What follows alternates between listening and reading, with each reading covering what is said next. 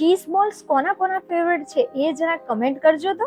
અને આજે આપણે બનાવવાના છીએ ચીઝ બોલ્સ, પણ એ કયા ચીઝ બોલ્સ? તો પાલક ચીઝ બોલ્સ. અને કેવી રીતે? તો એના માટે તમારે આ વિડીયો તો જોવો જ પડશે. તો અહીંયા મેં થોડા પાલકના પાંદડા લઈ લીધા છે, એટલે કે થોડી પાલક લઈ લીધી છે અને એને બીટી અને પલાળીને રાખી દીધી હતી. હવે પાલક છે એને આપણે બાફી લેવાની છે. તો સૌથી પહેલા એક તપેલીની અંદર પાણી એડ કરી લઈશું. પાણીની અંદર પાલકના જે પાન છે એ એડ કરી લેવાના છે અને એને ઢાંકણ ઢાંકી ઉકળવા દઈશું. હવે પાલક ઉકળે છે ત્યાં સુધી અહીંયા આપણે એક બાઉલની અંદર 1 કપ જેટલા પૌવા લઈ લીધા છે, જે બટેકા પૌવાના પૌવા આવે એ છે. હવે એમાં થોડું પાણી એડ કરી આપણે પૌવા છે એને સરસ રીતે ધોઈ લેવાના છે, એટલે કે ઉપરનો જે કચરો હોય ને આ રીતના એ નીકળી જાય. હવે એને કાણાવાળા વાસણની અંદર રાખી દેવાના છે. તો આપણી આ બાજુ પાલક છે એ પણ સરસ રીતે ઉકળી ગઈ છે, એને ઠંડા બરફવાળા પાણીની અંદર મૂકી દઈશું. હવે એ પાલક પણ થઈ ગઈ છે અને આ બાજુ આપણા પૌવા છે એ પણ સરસ રીતે સોફ્ટ થઈ ગયા છે, એટલે કે જે પલાળ્યા હતા ને આપણે એમાં સોફ્ટનેસ આવી ગઈ છે. હવે એક મિક્સર જારની અંદર પલાળેલા જે પૌવા રાખ્યા હતા એ એડ કરી દઈશું. ત્યારબાદ આપણે જે પાલક રાખી હતી ને એ લઈ લેવાની છે અને એમાં એડ કરી દેવાના છે કોથમીર, જેના લીધે શું થશે, એકદમ ગ્રીન કલર આવી જશે પાલક અને કોથમીરના લીધે. ઉપરથી એડ કરીશું 1 ઇંચ જેટલો આદુનો ટુકડો અને તીખા મરચા. અહીંયા મેં તીખા મરચા લીધા છે, તમે જો ટેસ્ટ અકોર્ડિંગ લઈ શકો છો, જો વધારે ન તમે તીખું ખાતા હોય તો. હવે મિક્સર જારમાં એ થયું કે મેં મિક્સર જારમાં જેમાં પીસ્યું હતું ને એ મારે થોડું બંધ થઈ ગયું, એના લીધે મેં આ રીતના જે આપણું નોર્મલ મિક્સી આવે છે મિક્સર એની અંદર પીસી લીધું હતું. તો આપણે આ રીતની એની પેસ્ટ રેડી કરવાની છે. જરૂરિયાત પ્રમાણે એમાં પાણી થોડું એડ કરતા જઈ આપણે આની પેસ્ટ બનાવી લેવાની છે, આ રીતના પાલક અને પૌવાની.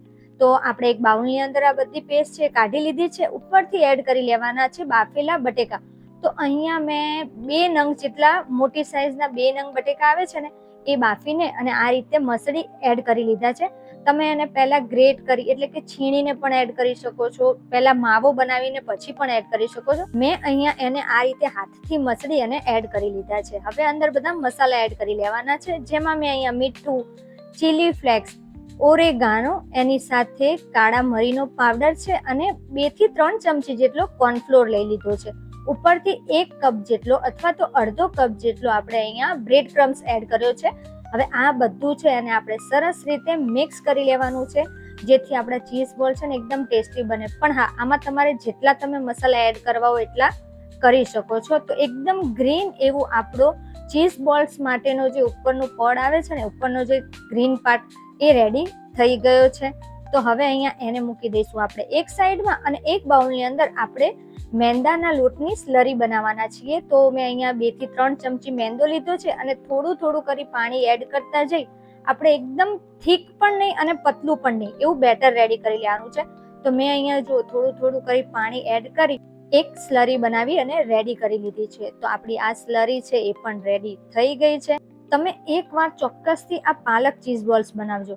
જો તમારા બાળકો પાલક નહીં ખાતા હોય ને તો એ પણ ખાવા લાગશે. અને આપણી સ્લરી રેડી થઈ ગઈ છે અને હવે આપણે મૂકી દઈશું એક બાજુ. અને હવે જે આપણું પાલક અને બટેકા અને પૌવા વાળું મિક્સચર હતું એ લઈ લેવાનું છે.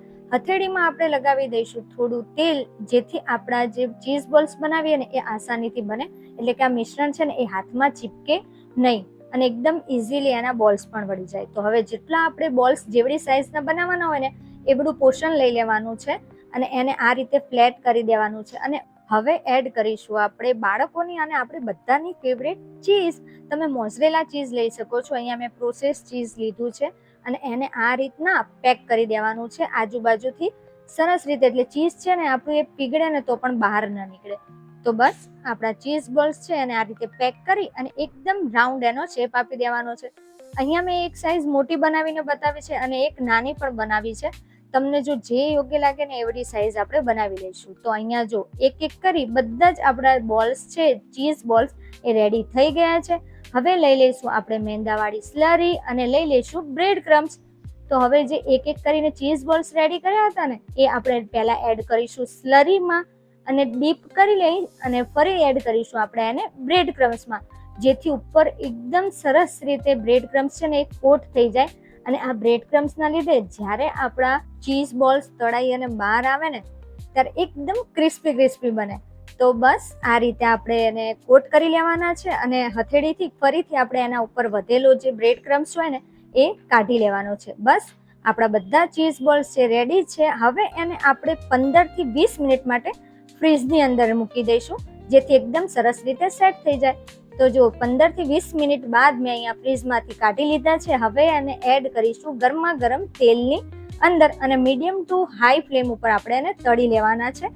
હા, તમે જ્યારે પણ આ ચીઝ બોલ્સ બનાવી અને ફ્રીઝમાં સ્ટોર કરો, બીજા દિવસે બાળકોને લંચ બોક્સમાં પણ આપી શકો છો. એને 2 થી 3 દિવસ માટે એને ફ્રીઝમાં સ્ટોર કરી શકો છો. બસ તો આપણે આ ચીઝ બોલ્સને એકદમ ઉપરથી ગોલ્ડન કલર આવે અને આ રીતનો કલર આવી જાય ને એટલે એને આપણે કાઢી લઈશું. તો આપણા ચીઝ બોલ્સ રેડી થઈ ગયા છે ને એકદમ ઇઝી રેસીપી. તો બસ મેં બધા ચીઝ બોલ્સ આ રીતે તળી લીધા છે. તો હવે આપણે એને સર્વ કરીશું. તો અહીંયા મેં ચીઝ બોલ સર્વ કર્યા છે ટોમેટો સોસ અને એની સાથે મેં મિક્સ કર્યું છે ચીલી સોસ, જેના લીધે આ જે ચીઝ બોલ્સ છે ને એમાં ડીપ કરીને ખાવાની ખૂબ જ મજા આવે છે ને ઉપરથી જોયું ને એકદમ ક્રિસ્પી અને અંદરથી સોફ્ટ અને એકદમ ચીઝી આપણા ચીઝ બોલ્સ. તો કેવી લાગી તમને આજની આ પાલક ચીઝ બોલ્સની રેસીપી? વિડીયો ગમ્યો હોય ને તો લાઈક કરવાનું ભૂલતા નહીં.